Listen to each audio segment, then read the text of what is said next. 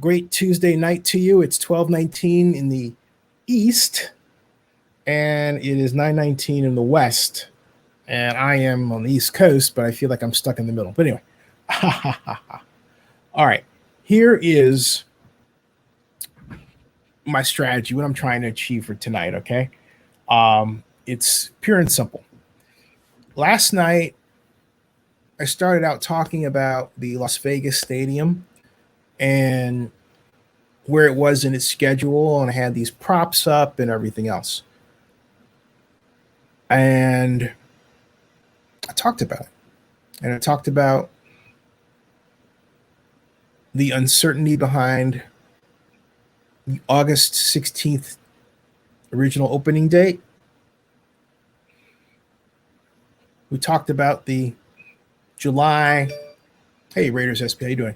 We talked about the July 31st date of substantial completion being just that, because there's so many little things to do. Hey, PJ, how you doing? I'm gonna continue my new highlight of, or my new habit of saying hello and producing your comments there. And how you doing? And what's going on? And so, but I added a twist in the title. Actually, I added two. The first one is the tail end of the title. Okay. And how you doing, Kobe? And cool. And the tail end of the title refers to a person I had on as guest here. And he was a great guest. We had a great time talking about his legislation, which I'm a big fan of. And that man, or that person rather, is this man I'm about to present to you in here in a second. Right here. He is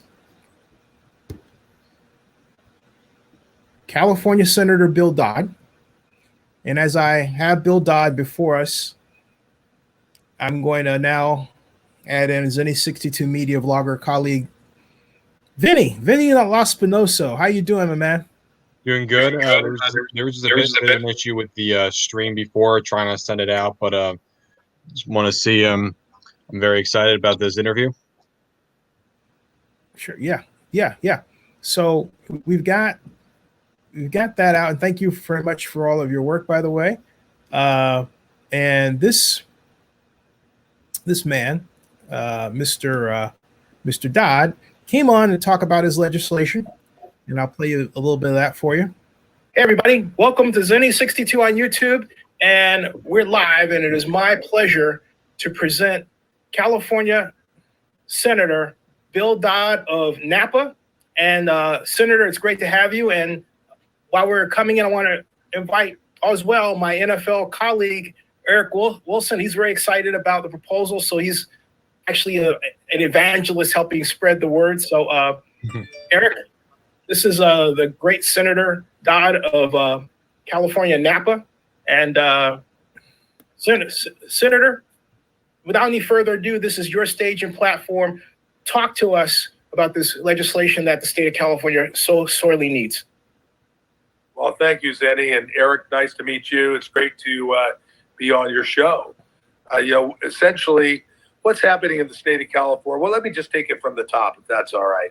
Absolutely. The U.S. Supreme Court struck down a long-held ruling that sports betting could only happen in Nevada. The state of New Jersey sued. It went all the way to the Supreme Court. And to date, there's about 20 to 22 states that have a legalized sports betting framework. California is the king of all sports betting. It's already happening here, but it's happening illegally. Billions and billions of dollars are being bet on college games, pro games, every single year. And there is no taxation on that. There's no regulation on that. And also, there's no help for people that are in over their heads. So what we hope to do is to legalize it, put a framework around it, work with the California tribes and racetracks to be able to, make the market, so to speak, and raise, somewhere, over time in a mature market, $800 million to $1 billion a year for the taxpayers of the state of California. How can a city like Oakland take advantage of this? And I ask this question because I'd introduced an idea privately, not my development idea, but just an idea to get our economy going in that area, to have a kind of a sports book at the Coliseum, because there's been a debate as to whether or not to tear down or maintain the Coliseum. And I was saying, oh, no, maintain it, because we could make a great sports book. Is that the kind of activity that Oakland can use? Yep, probably not, just because of tribal, autonomy here in the state of California. Mm-hmm. We're working with the tribes. They believe that this is rightfully their, place. So you can imagine, particularly with all the situation we've got right now, where, that we've checked the law. It's really not the case. This is a different type of gaming. They haven't wanted to do it for years. They don't want to do it online. And I'm going to stop it right there, because the bad news is, unfortunately, they got their wish. And here's what happened with that. Very sad for people who, like myself, who are intense fans of the legislation and the need for sports gambling in California. And, basically, this is what the latest news looks like, folks, right here. California sports betting bill dead as tribal opposition too strong. So a lot of what Senator Dodd was alluding to came to fore. Let's read this, or I'll read this to you, and we can find out more. This was June 22nd that this happened. The California sports betting bill is dead, according to its sponsor. Senator Bill Dodd confirmed the legal sports report that he is pulling his CA sports betting bill because of opposition from Indian gaming tribes. Dodd explained the move in this statement.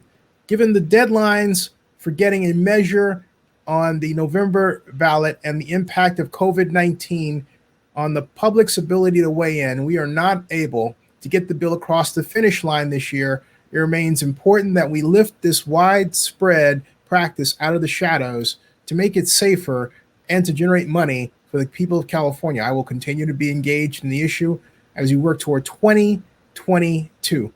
Dodd had hoped to get SCA 6 released from suspense in the Senate Appropriations Committee on Tuesday.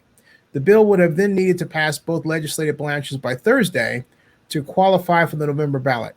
The Secretary of State could have extended that deadline in mid-July by approving a supplemental ballot. Now, what happened, according to these folks, is the bill would have legalized sports betting in person and online through Indian gaming casinos and racetracks.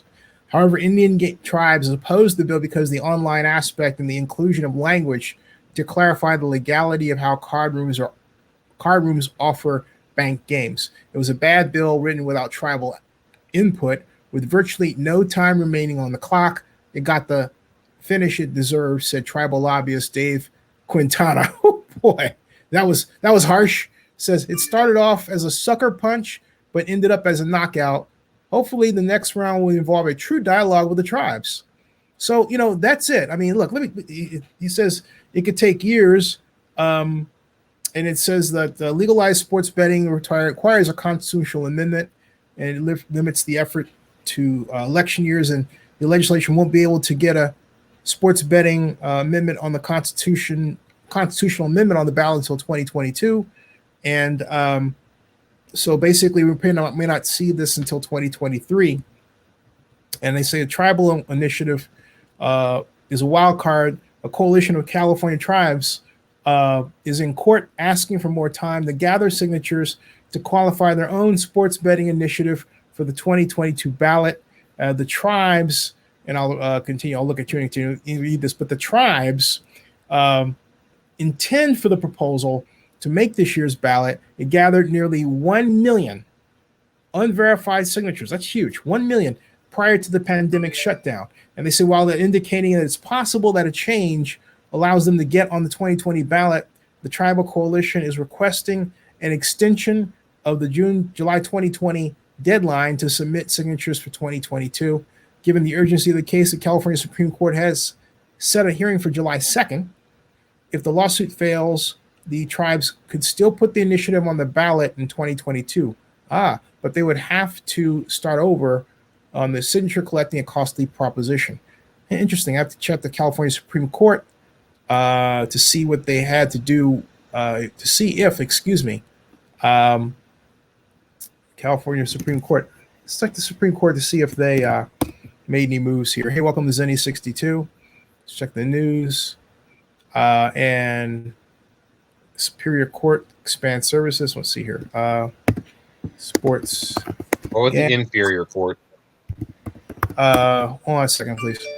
Okay, California tribes win betting. Oh, hey, this is great news. Folks, this just happened 7 hours ago. Ooh. 7 hours ago. Take a look right here, all right? Look, top headline. California tribes win sports betting lawsuit, get extra time. Judge grants tribes 90 days to collect signatures needed for sports betting to get on the 2020 ballot. So basically, hey, I gotta get the tribe. I gotta get one of the tribe representatives on here. You know, this is huge stuff. Nice. A Superior Court judge ruled in favor of California tribe leaders last Thursday by granting an extra 90 days for the tribes to collect signatures to get sports betting on the ballot this November. Before there was a now dead sports betting bill making its way through the California legislature, tribal leaders were making their way through the state collecting signatures for a sports betting proposition of their own. At the start of the year, before the COVID-19 pandemic had a foothold in the United States, the bill tribes were at 20,000 signatures short of the 1 million needed, nearly 1 million needed to get sports betting on the ballot. And they filed a lawsuit in state in June because of the delay that was caused due to the reactions to the coronavirus, and they asked for an extension of time. And if they are successful in getting the issue on the ballot and it's passed by the citizens of the state, sports betting would be allowed at any of the 70 tribal casinos. Oh, that's good. Only at those properties. There will be no mobile or online betting. If that is passed. Okay. All right. None. All right. Oh, I don't know how I feel about that. That's, I think there's some, I think there's some wiggle room here.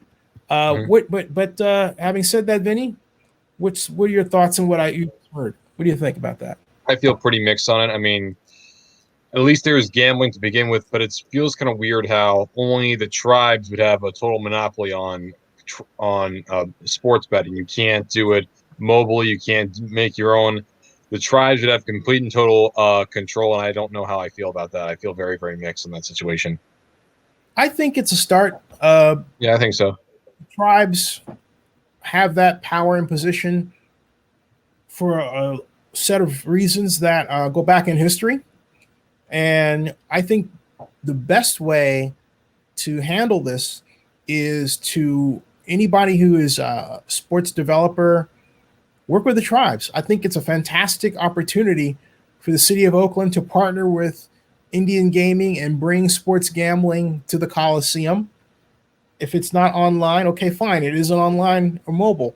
That doesn't mean it won't. Look, technology being what it is, I guarantee you that's going to have to change at some point. Okay, of course, it's going to. No question. Right, but I say this: rather than throw the baby out with the bathwater, line up your ducks and work with the Indian gaming organizations first. I'm going to get them on the show.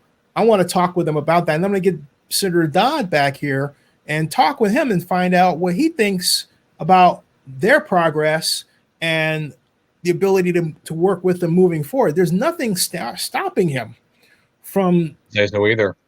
There's nothing stopping him from advancing legislation that, if passed, would basically, attach some sort of rider to what they're doing. I don't think. I have to check that legally, but why not? I mean, I think it's exciting. First of all, I say this: let them get what they want now. All right, let them be in place to be the standard, and then form the legislation that causes them to expand. I like that idea. I like it too. You know, I thought about it. All right. So anyway, that's the latest about that. Now, shifting gears here once more, you may be wondering what the heck I was referring to when I referred to the middle person in the title, and that is one woman by the name of Mary Kay Letourneau. And this is this Mary Kay Letourneau has had, I think, a sad life. All right, I'll just put it that way, a sad life. And here is excuse me for wait. Mary Kay Letourneau, wasn't she the one that had interactions with a student?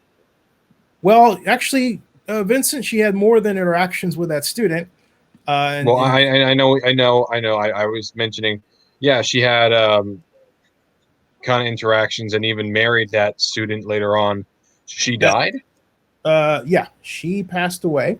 What's she? And at 58 years old, my age, she's my age, 58 years old, and there she is. She died of cancer. Huh. Yeah, she died of cancer. Mary Catherine Schmitz. Eventually, very sad story that she took up sexual relations with this fellow when he was 13. He told her he was 18, or rather, they lied about it mutually, and then proceeded to have 2 kids. She was sentenced to jail for 7 years for statutory rape. With the only way she escaped doing 7 years of prison time was she made a promise that she would stay away from the man who was her husband or new husband, Veal Falau, who gave and here's the couple right here. All right, and whatever happened, Falau. This is a good time on their relationship through the year. Billy Falau, that's his name. He's 37 right now. Billy Falau, yeah. He filed for separation in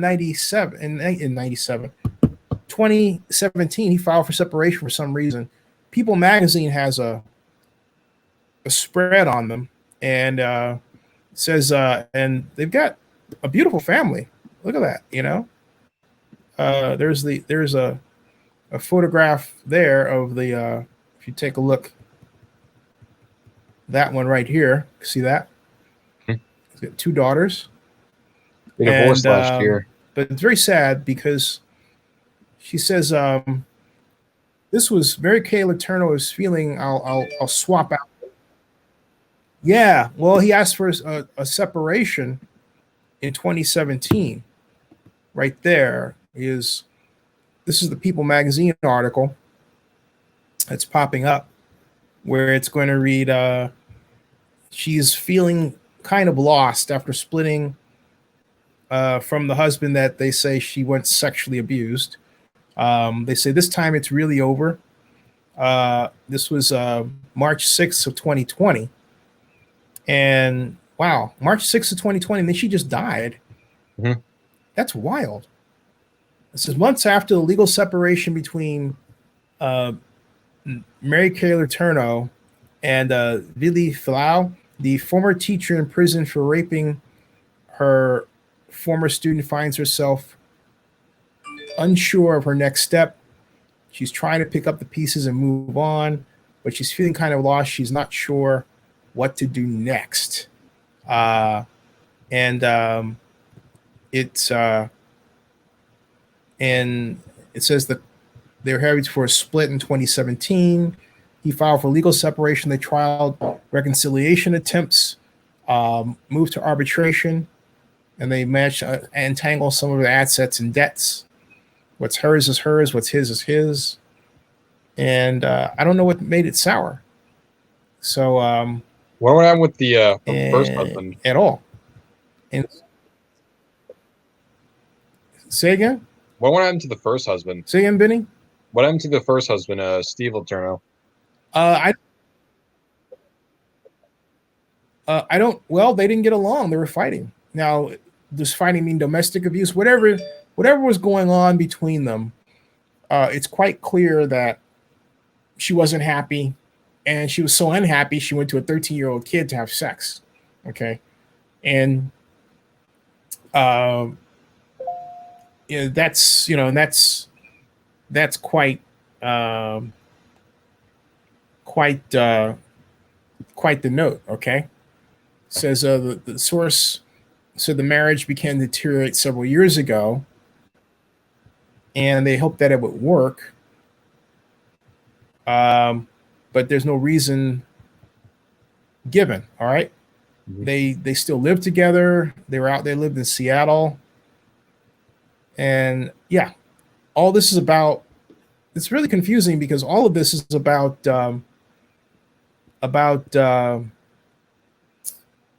you know the separation, right? But I say true crime.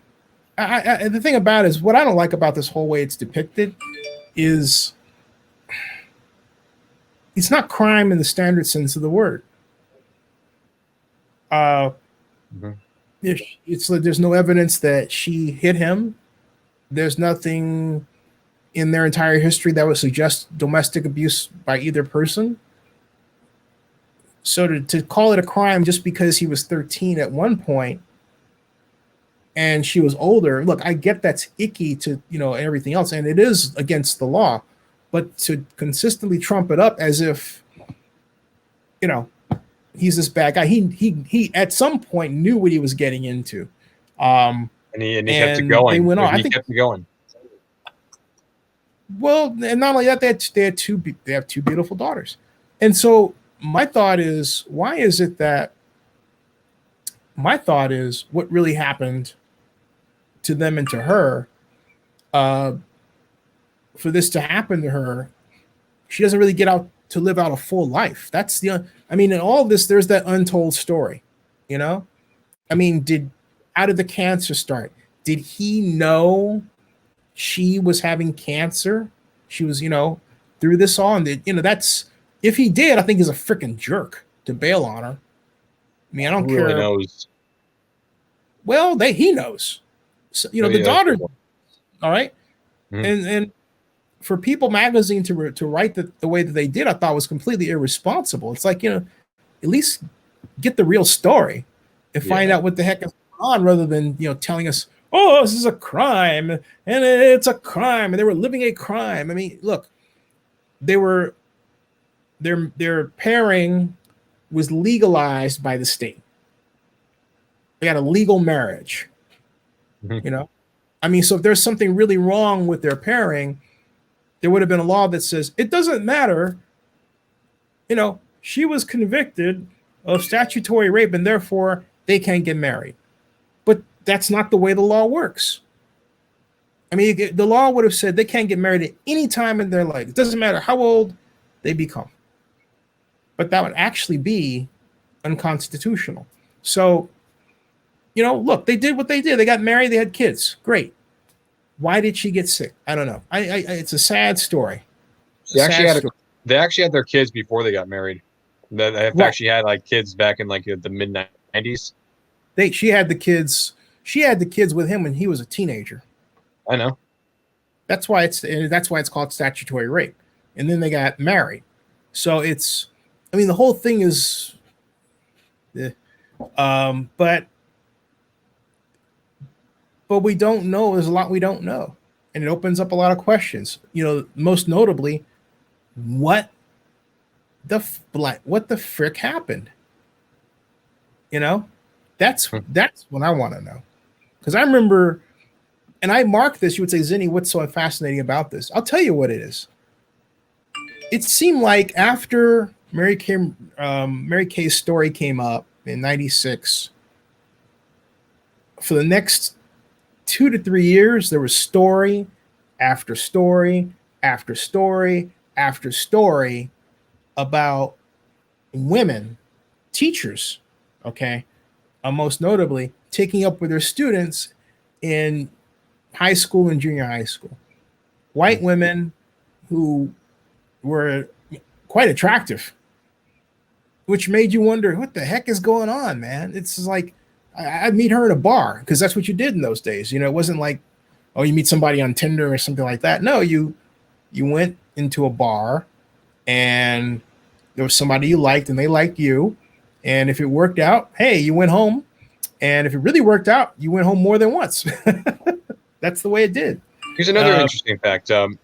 Mary Kay Letourneau, her father was John G. Schmidt, who was a member of the House of Representatives of the House of Representatives from 1970 to 1973, and then her brother John Schmitz, John P. Schmitz, and then worked for J.W. Bush, and then Joe Schmitz. Sorry if I'm trying to pronounce them wrong. Joe Schmitz was actually a part of the Interior General Department of Defense for George W. Bush. So they have, and he was also one of his Trump's policy advisor for 2016. So Letourneau, not only was she someone who people know, but she also has a history of, politicians in her life.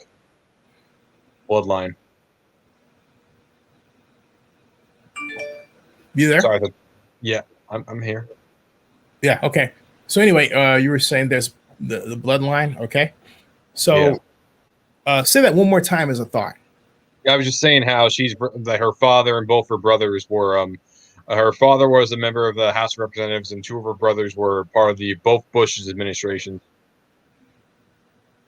Oh, okay. Cool. Mm-hmm. What happened? You turned silent. Something else you want to add? Me? Yeah. No, that's it. Okay. Anyway, there was a oh, by the way, well, I'm not going to deal with that because it's even worth dealing with that back channel. Hey, buddy, I got your message, and that's not the way to handle it. I'm going to have to handle it back channel, okay? All right. Mm-hmm. Anyway, no, nothing. Just nothing. Nothing. I'm just letting him know because I know he's watching. Okay, so now let's move forward in time to our favorite topic, which has to do with this dealie. I'll just for grins, I'll go in here and I will replace. I'll go and I'll get rid of that. Excuse me. There. This should remove. Okay. And open up this like so. There. And there we go. All right. Okay. The Raiders.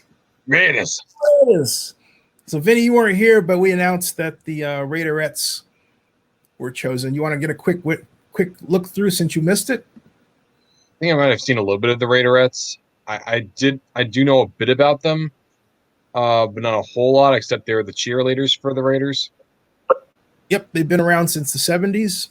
Yours truly here was a Raiderette judge from 1996 to 1998. How fun was that? Oh, it was major league fun. I did it with George Atkinson, Ray Chester, Run Jones. Run Jones is like Raider lore. If you don't know who Run Jones was, then you don't know the Raiders. Just saying. That includes Las Vegas people. You don't know Run Jones, you don't know the Raiders. All right. Run Jones. Run Jones. Yeah, he was a kind of a gopher guy and trainer guy for the Raiders. Great, very nice man, very nice, sweet man. And we had public officials, of course, like myself. I've seen this guy before. I know who he is. And seeing a picture of him is one thing. He's passed away. Yeah. But I knew Run. So anyway, here are the Raiderettes in all their glory. Some of them have come from Oakland. The ones that are in their second year and third year are the ones that have come over from Oakland. The rookies are from not necessarily Vegas. Some of them hail from places like Arizona, and some of them hail from places like, if you believe it, even as a rookie, San Francisco across the bay. But the majority of them are from Nevada. And there they are, 32 football's fabulous females. So there you go. Welcome to the Raiderettes for 2020. And yeah, I still think that my friend should be part of it. But that's another story. We'll include her, a discussion of her another time. She works CES. I got to check and see how she's doing. She's got her first kid now. And if you go to, as we're doing this, let's see here. Click on that, which should take us back home, and it does. And if we go down here, we will see Allegiant Stadium there. But guess what? Hey, today I don't see. Wait a minute. Hold on. Don't let me jump the gun. But it's not working tonight. Ooh, look at that. Is it just me, or there's no cam? I don't see anything. I just see Allegiant Stadium and just a few tabs. I don't see a cam. I'm refreshing the screen to see if it comes up, and there it is. Spoke too soon. Here it comes, folks. There's the cam. And there's the cam. Yeah, there we are. What, I feel like we missed something. Let's see here. Let's activate the Wayback Machine system here. Oh, I don't want that one. No. Forget that. That's what we want. Right there. Right there. 7 o'clock at night. Let's see what happened. 7 o'clock. Yeah. Folks, look at the right of the screen here. I'm highlighting. All right, if you can see that. And I believe you can. Yeah. I'm highlighting the right of the screen. And there's quite a bit of activity working on the entryway. Today is July 7th. They have until the rest of the month to get this thing together. You can tell that trees are starting to grow back over here. There's no irrigation yet. Needs to be soon. Say again? There better be soon. You don't want those things to die. Yeah. They've got that to work on, the air conditioning system, circulation, sanitation, sanitizing the stadium inside. They have to do that after the other fit and finish work is done, plumbing work, wiring electrical systems for small lights. There's a lot to do. And that's why it's going to be substantially complete July 31st. But keep in mind, folks, this thing was supposed to be open May 20th. But you know what? I say this. I don't care. First of all, get it right. Second of all, it's got to be helped along by Uncle Sheldon Adelson's money at this point, because of the problems caused by the pandemic and the wave of bankruptcies all around. Las Vegas businesses received $4 billion from the federal government, but in total, that's not enough. Okay, no. It's not enough. I mean, they should have received, in terms of a bailout, they really should have received somewhere in the neighborhood of $200 billion, not $4 billion. $4 billion is, it may sound like a lot to you and me, and look, it is, but in terms of the needs for the entire industry in Las Vegas and the South Valley, it's a drop in the bucket. It really is. When you start adding up labor and costs, I mean, it is a drop in the bucket. So, what are your thoughts, Vinny? When I look at Allegiant Stadium, looks beautiful on the outside, but at the same time, with the pandemic and the uncertainty whether or not we were going to have an NFL season, I do not see this thing completely done when the season starts, if we have a season at all. I definitely don't see it being finished when preseason hits. And when you get to and then when you get to the September, is it going to be finished by then? And considering how long it's taking, especially with the pandemic and everything else going on, bankruptcies, for all we know, a second wave could come. This might not be done until 2021, probably. Yeah, And I'm being realistic here. I understand. No, it's the worst situation for the Raiders. And however, I believe that since the NFL, I said this last night and I'll say it again, that the NFL is America's lifestyle gold standard.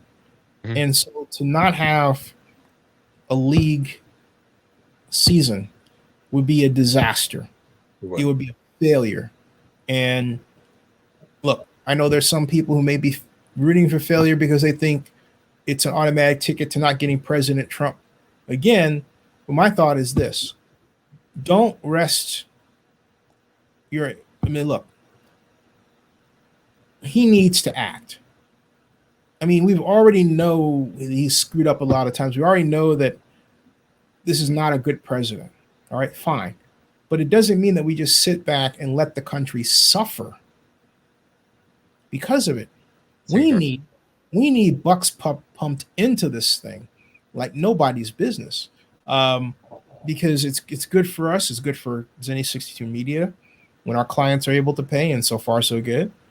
But look, we got a payroll protection plan loan. It wasn't much because it fell way below the $150,000 threshold that has been implemented for disclosure, right? But I have no problem stating that I filed on behalf of our company, and as it was two things: need, and it was also I was interested in a test. We got more than I thought we were going to get. They added in, I think, an impact fee or something like that. Not a fee to us, but a impact grant, I should say.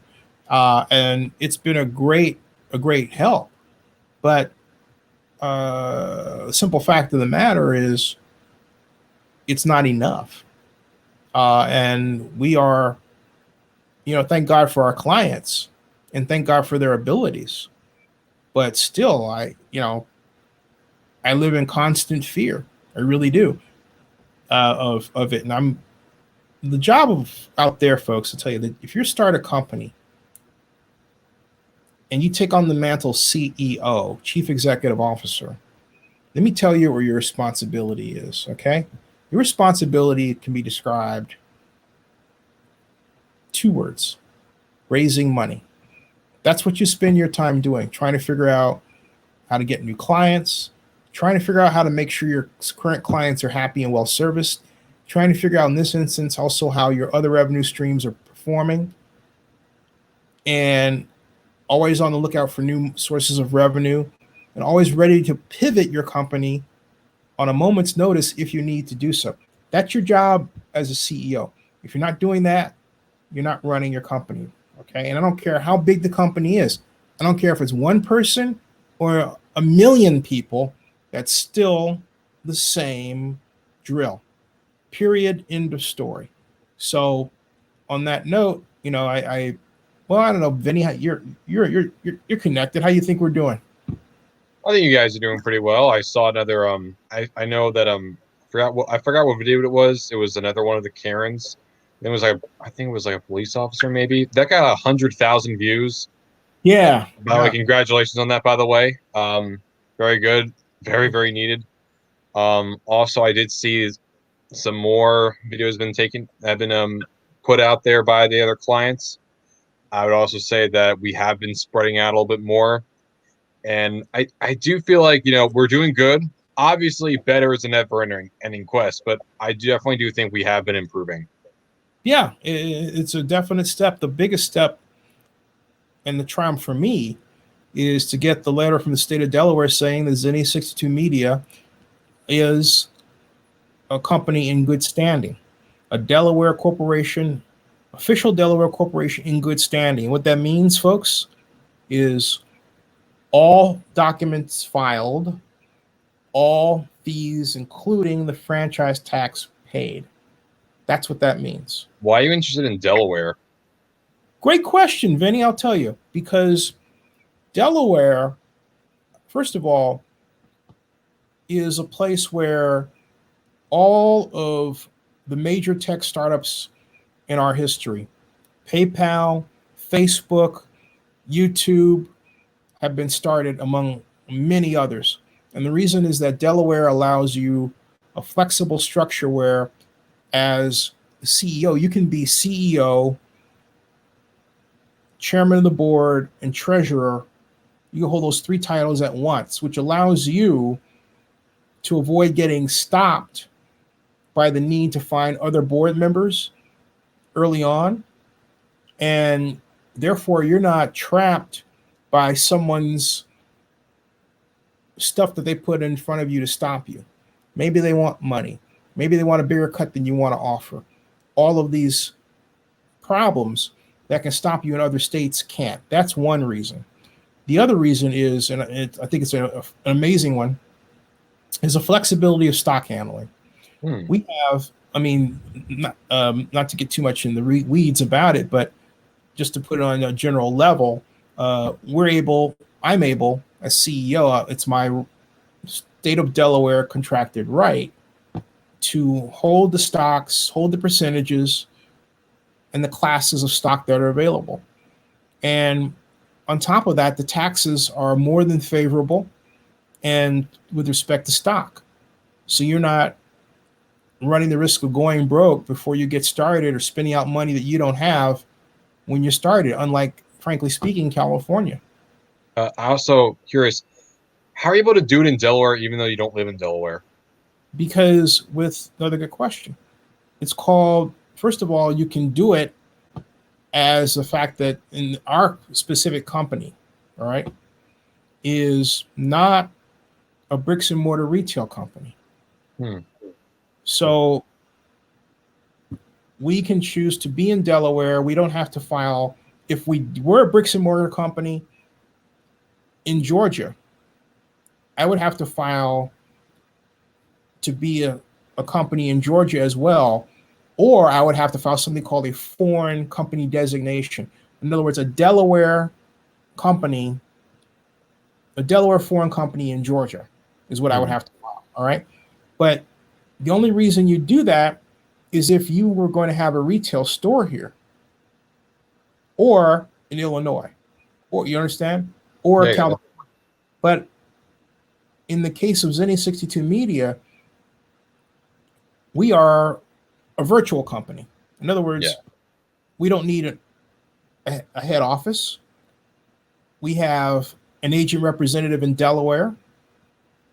We have our website that's actually hosted in Houston. Okay. Our website's actually hosted in Houston. How'd you do that? Huh? Why'd you choose Houston? Oh, I've had a long relationship with HostGator. Oh, I like.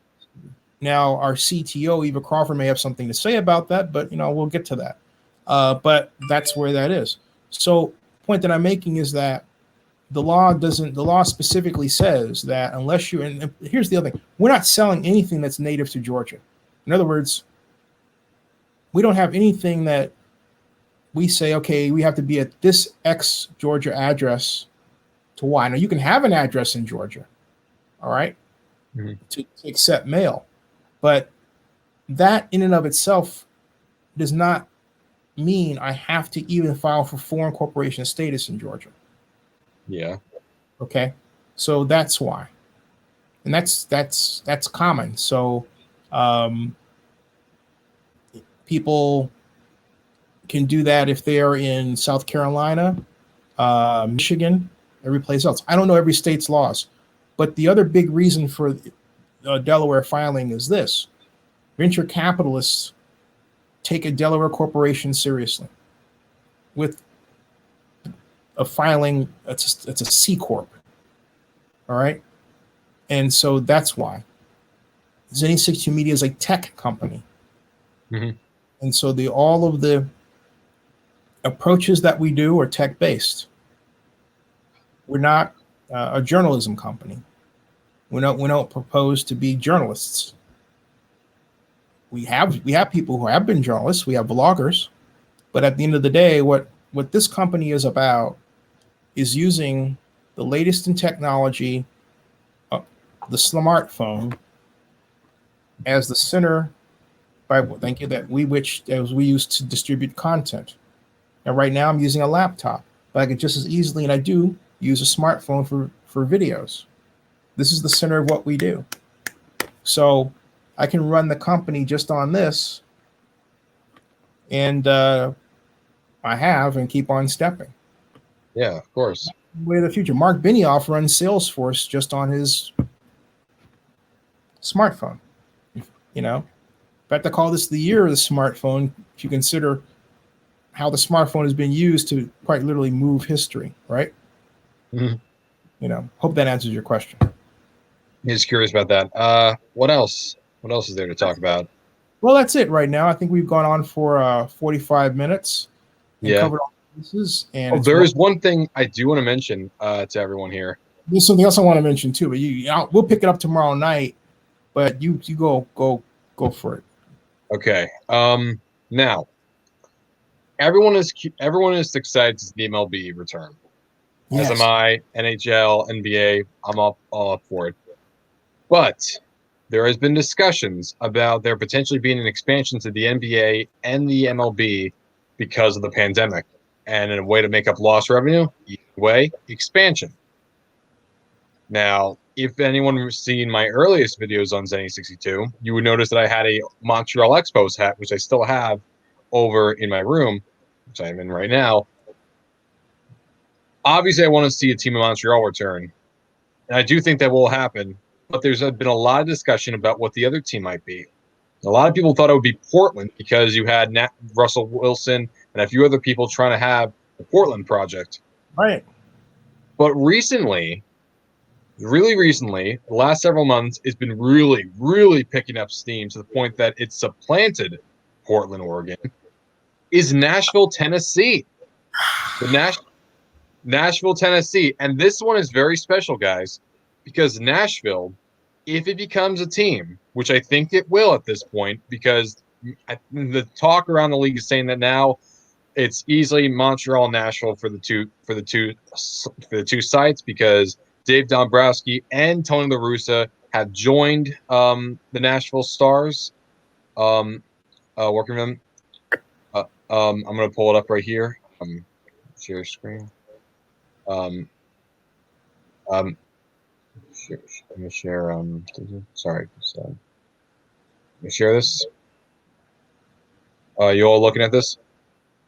I'll add this to. Are you all looking at this? I can see it now. Okay, this is the website that it goes to.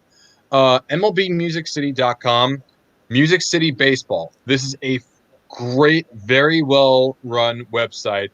Easily, out of all these expansions, I think Nashville's is the most impressive.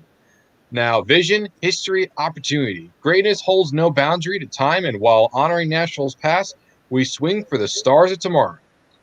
Whew. Nice. That's a great tagline. Hey, look at that stadium next to Nissan Stadium down there on the waterfront. Wow, that's going to be pretty key. Go back to the.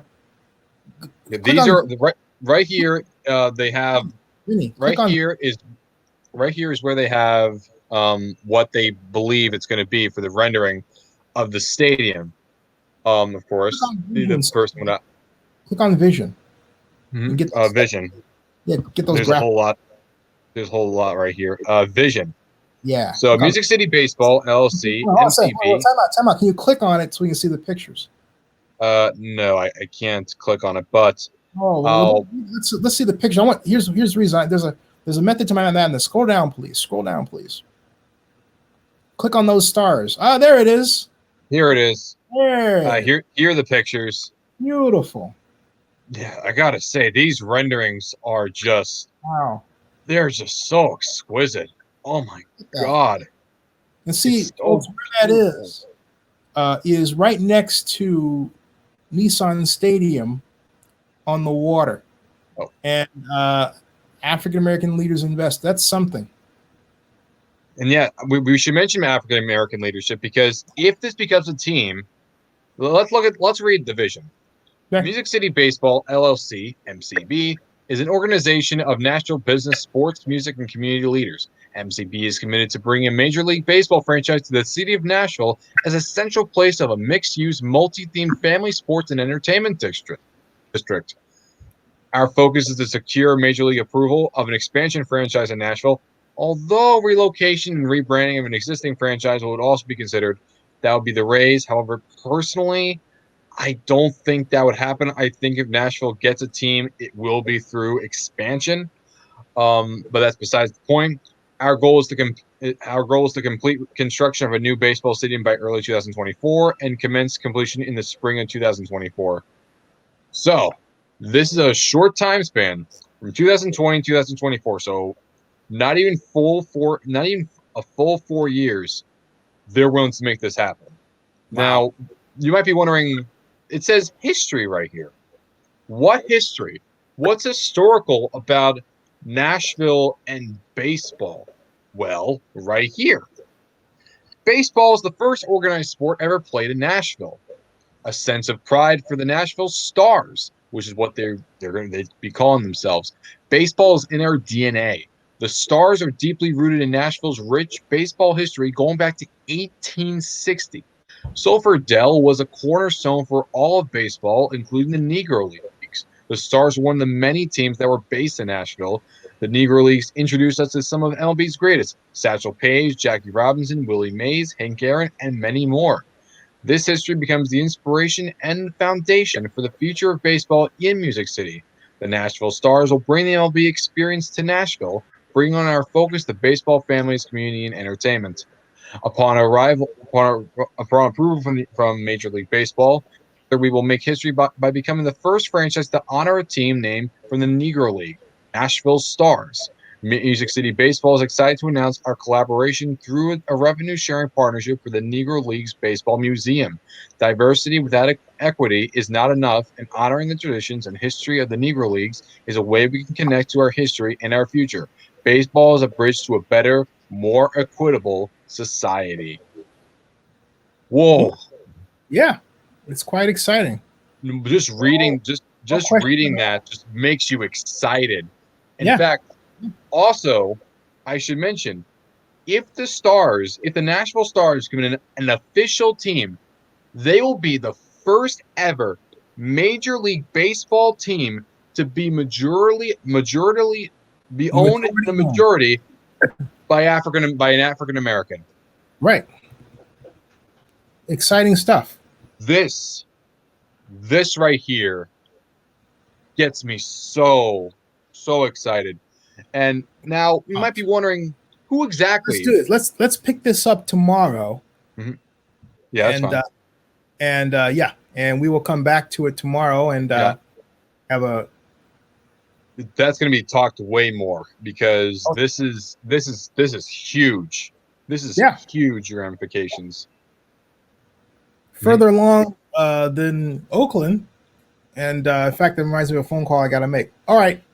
And don't worry, Oakland's not. Don't worry, the A's are not moving to Nashville, so don't worry, guys. No. Oh, I see. Yeah. Thanks. Hey, folks, stick around, Vinny. Hey, folks, we'll be back. Thanks a lot. We're into the broadcast. Get some sleep. You just showed up. We'll be back. We'll see you.